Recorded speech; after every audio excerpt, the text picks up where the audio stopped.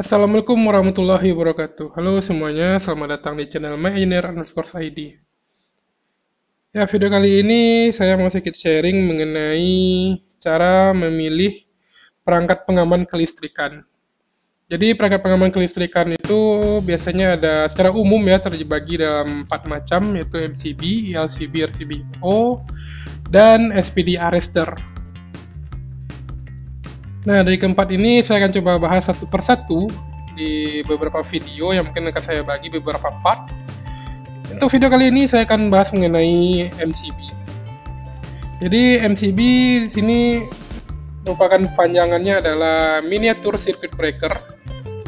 Jadi seperti yang kita tahu, MCB berfungsi sebagai pengaman hubung singkat dan pembatas arus jika terjadi beban lebih. Jadi MCB ini adalah yang paling umum dipakai dalam kelistrikan karena fungsinya juga ada di kWh meter PLN. Nah, terus bagaimana cara menentukan MCB sesuai kebutuhan kita?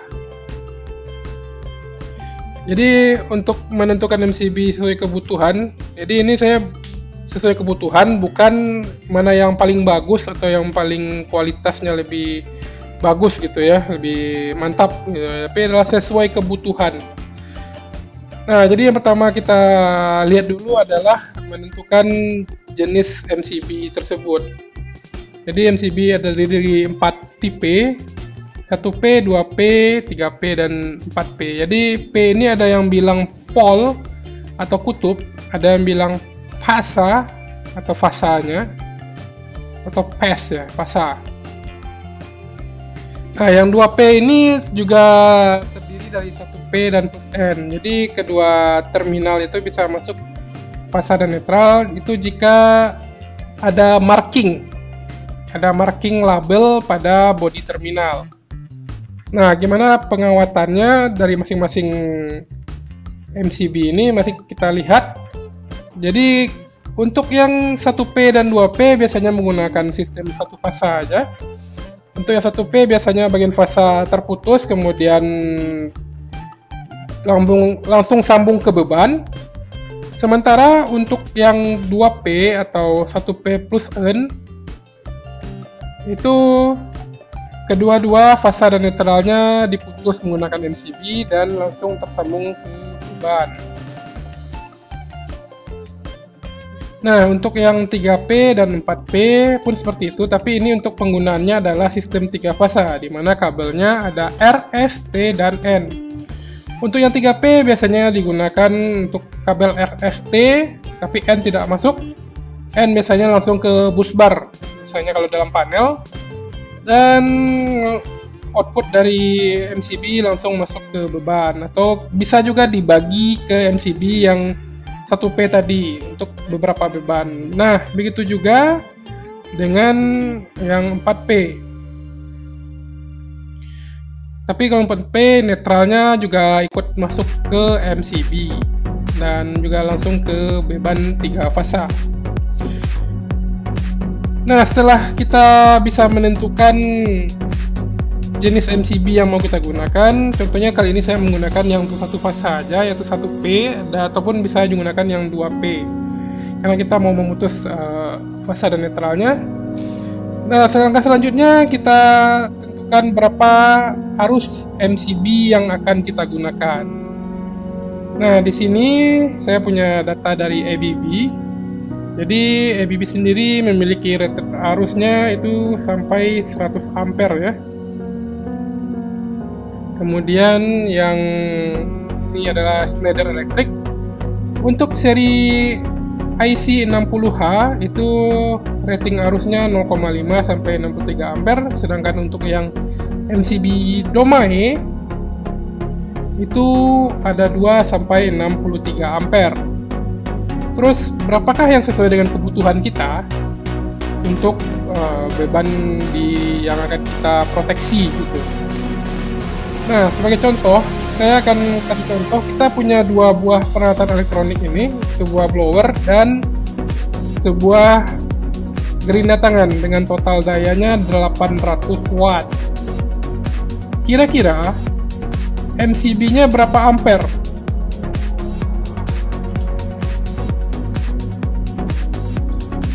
apakah bisa dengan menggunakan MCB 4 ampere? Karena secara hitungan kasarnya jika menggunakan 4 ampere ya udah 220 dikali 4 ampere sama dengan 880 VA. Ya, jawabannya bisa saja, bisa tidak. Karena 880 berarti kan masih ada sisa 80 VA ya, berarti bisa dong pakai 800 watt gitu kan. Nah, jawabannya bisa ya, bisa tidak. Tergantung kondisi di lapangan. Jadi kita akan coba hitung gimana sih sebenarnya untuk menentukan rating arus dari MCB tersebut. Jadi pertama saya mau jelaskan dulu bahwa watt itu tidak sama dengan VA. Jadi dalam dunia kelistrikan ada 3 jenis daya. Jadi ada daya aktif, daya semu, dan daya reaktif. Daya aktif diwakili oleh satuannya watt dengan simbolnya P. Dengan rumusnya adalah V kali I kali cos P. Daya semu setelah VA dengan satuannya ya, dengan satuannya VA disimbolkan dengan huruf S dengan rumusnya V kali I. Jadi tegangan dikali arus itu daya semu. Sementara daya reaktif atau satuannya adalah VAR dengan disimbolkan sebagai Q. Jadi adalah tegangan kali arus kali sin P. Repot ya kalau di elektrikal. Tapi ini adalah rumus untuk satu fasa. Kalau untuk 3 fasa kita menggunakan akar 3. Nah, dari sini kita harus mencari dulu yang namanya arusnya. Jadi 800 watt. Kita gunakan rumus P tadi, V kali I kali cos P. Kemudian kita cari I-nya. Jadi kita balikin rumusnya, P sama dengan V kali cos P. Kemudian kita masukkan rumusnya 880 per 220 dikali 0,45. Jadi cos P dari standar PLN itu adalah 0,85. Itu adalah standar minimalnya 0,5. Jadi didapatlah arusnya 4,27 ampere. Sedangkan MCB yang mau kita pasang 4 ampere. Berarti kita kelebihan 0,27 ampere. Jawabannya masih bisa atau tidak dengan menggunakan 800 watt dengan MCB 4 ampere. Jadi itu tergantung dari nantinya itu adalah karakteristik MCB, trip curve-nya itu gimana, dan kondisi beban itu dihidupkannya sering atau tidak gitu. Nah, ini perhitungannya belum selesai sih sebenarnya. Jadi ini sebenarnya gambaran aja bahwa hasilnya adalah 4,27 ampere, sementara MCB kita 4 ampere. Jadi mungkin ada yang berpikiran, wah ternyata arusnya lebih tinggi daripada MCB mau dipasang. Nah, tapi ini perhitungan belum selesai. Arus yang kita dapat 4,27 ini harus kita kalikan lagi dengan 60%. Sehingga didapatkanlah nilai arusnya itu adalah 2,56. Sehingga kesimpulannya bisa dipakai MCB yang 4 ampere. Nah, lo kenapa kok kali 60% ya. Nah, 60% ini apa? 60% ini adalah demand factor. Nah, apa itu demand factor? Jadi demand factor adalah rasio perbandingan antara kebutuhan beban maksimum aktual terhadap beban terpasang. Nah, jadi yang blower dan gerinda itu masuk kepada non-continuous load atau beban yang tidak tersambung terus-menerus. Jadi demand faktornya adalah 0,6 atau 60%. Berbeda jika kita menggunakan yang continuous load atau beban yang terpasang setiap saat. Jadi selama 24 jam, selayaknya seperti kulkas dan lain sebagainya. Itu kita pakai demand faktornya 125%. Nah, sementara jika kita menggunakan blower dan gerinda itu kita menggunakan tidak 24 jam. Kita hanya menggunakannya jika diperlukan saja, atau paling enggak ya sering dimatikan. Contoh kayak gerinda ya, kita sedang gerinda, setelah selesai kita matikan. Nah, itu maka demand faktornya termasuk ke 60%. Berbeda dengan kulkas. kulkas atau refrigerator itu atau lemari pendingin itu memiliki demand faktor 125%. Nah, sebagai contoh, kita hitung 6 unit lemari pendingin. Contohnya totalnya adalah 1800 watt. Kira-kira berapa amperkah MCB yang akan kita pasang? Jika total beban kita adalah 1800 watt dengan beban yang menyala selama terus-menerus. Jadi berapakah nilai MCB yang akan kita pasang jika total beban kita itu adalah 1800 watt dengan kondisi yang terpasang terus-menerus selama 24 jam atau demand faktornya itu 125%. Kita coba hitung aja, 180 watt itu berapa ampere sih IN-nya, harus nominalnya. Jadi 1800 dibagi 220 dikali 0,85 seperti yang saya jelaskan tadi, itu adalah power factor yang kita anggap ya standarnya 0,85 karena itu standar dari PLN. Ini dapat hasilnya 9,52. Kalau 9,52 berarti 10 ampere bisa dong. Kan masih kurang 0,48 ampere lagi gitu kan. Tapi kita harus kalikan dengan demand faktornya yang 125%. Maka didapat hasilnya 11,9 ampere. Sehingga 10 ampere tidak bisa digunakan, maka kita bisa gunakan yang 16 ampere. Nah, gitulah cara menghitung kebutuhan rating arus pada MCB yang akan kita gunakan.